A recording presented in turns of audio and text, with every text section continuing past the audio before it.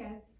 So the TLDR of this video is that I wanted to show you how I took this kitchen and turned it into this kitchen for less than $200 and with no permanent changes and only one hole in the wall.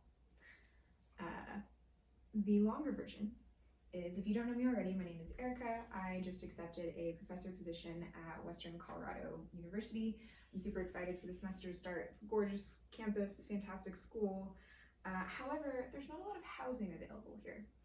I was lucky enough to secure a faculty in residence position, which basically what that means is they reserved for me a 2-bedroom dorm apartment here on campus.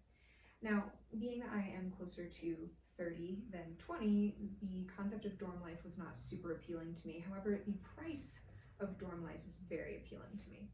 So my goal here was to make a dorm look not like a dorm for as little money as possible, and I think I was really successful there.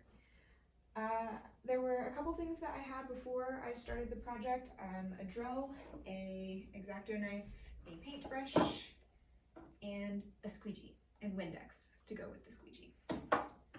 Everything else I got on Amazon, from Home Depot, Walmart, and then the majority of the decorative things came from garage sales or thrift stores.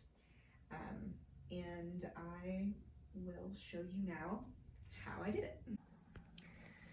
So the contact paper that I used on the countertops is actually the same contact paper that I used on the cabinets. It's from Amazon. It's $20 a roll. It took me 2 rolls of the black to do the cabinets and 1 roll to do the countertop. And it's texturized, so it actually feels like wood as well as looks like wood. I was really impressed with the workability of it, and I would definitely use it again. I also got the press and stick tile from Amazon. I only needed 1 box of that, and it was $36. I think that it looks pretty legitimate unless you get right up on it, and it was also quite easy to work with. The concrete contact paper was $10 a roll, and I used 3 rolls to do the floor. Also found that very easy to work with. And once I got it down, I went ahead and put a nice thick layer of polycrylic on it just to seal it. I've been using it for a week now. I've had all kinds of dry and wet spills on it. My dog has done zoomies on it, and it's held up really fantastically. So definitely recommend that method. The Windex and squeegee method, also recommend that. It makes it a lot simpler to get your contact paper down without bubbles or extreme heartache. Very effective method. The only thing that you might need a drill for is to take off hardware and put it back on. I assume that you could do it by hands, but I'm sure it would also be quite tedious to do so. The decor, I think I already mentioned, most of it came from thrift stores or garage sales. The exception would be the wall organizer that I put up with command strips because they prefer that you don't put holes in the wall if possible. I've had this little IKEA organizer for about 5 years. I don't know if they still make it, but I love it, and it has moved several times with me.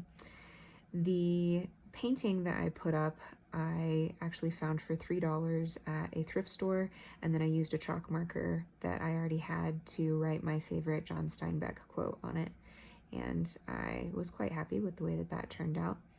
I got that little hook from a garage sale for 50 cents, and then I made my own little island.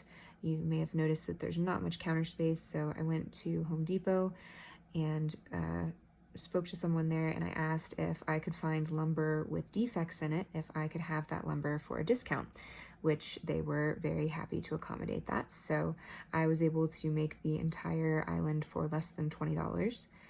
And they also cut the wood to size for me, though, as you can see, the measurements were a little bit off, which I really appreciated. I originally stained the top, but it didn't match the countertops, and it really bothered me, so I went ahead and put some of the extra contact paper on the top, so it matches now as well.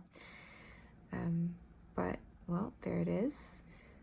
I am very pleased with the way everything turned out.